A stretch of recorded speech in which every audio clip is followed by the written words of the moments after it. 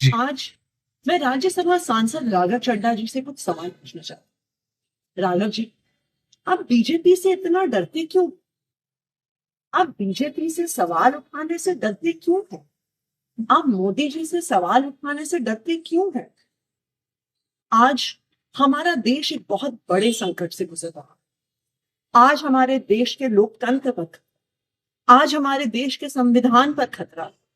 आज हमारी आंखों के सामने इलेक्शन कमीशन का मिसयूज करके पश्चिम बंगाल का इलेक्शन चुराया जा रहा है, लेकिन आप उस पर सवाल नहीं उठा रहे। आप उस पर बोलने से डर रहे हैं। हम सबने देखा किस तरह से दिल्ली में गलत तरीके से वोट काटे गए। बीजेपी के कार्यकर्ताओं ने गलत तरीके से वोट बनाए और बीजेपी इलेक्शन चुरा के ले गए। और आज वेस्ट बंगाल में यही हो रहा है। आज इलेक्शन कमीशन का मिसयूज हो रहा है। लेकिन जब तृणमूल कांग्रेस और पूरी ऑपोजिशन इलेक्शन कमीशन के खिलाफ इंपीचमेंट मोशन लेकर आती है, तो आप उस पर साइन करने से मना कर देते हैं। आपने क्या एक बार भी संसद में पश्चिम बंगाल में हो रहे लोकतंत्र पर हमले पर सवाल उठाए? वोटर डिलीशन पर सवाल उठाए?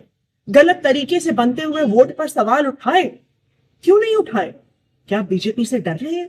क्या मोदी जी से डर रहे हैं? आज देश के सामने, देश के आम आदमी के सामने सबसे बड़ा संकट एलपीजी गैस सिलेंडर का है।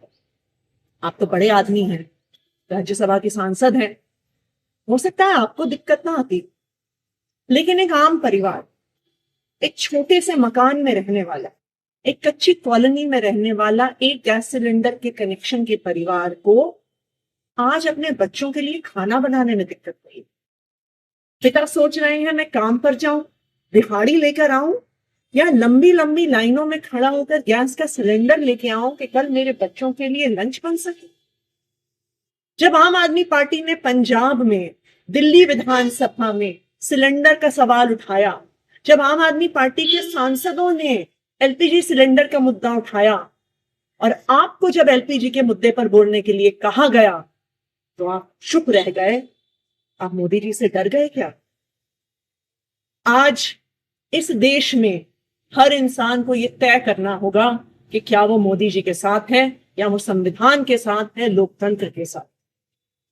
मुझे याद आ रहा है जब अरविंद केजरीवाल जी गिरफ्तार हुए थे, हम सब सड़कों पे खड़े होकर लड़ रहे थे, पुलिस हम पे लाठियां चढ़ा रही थी,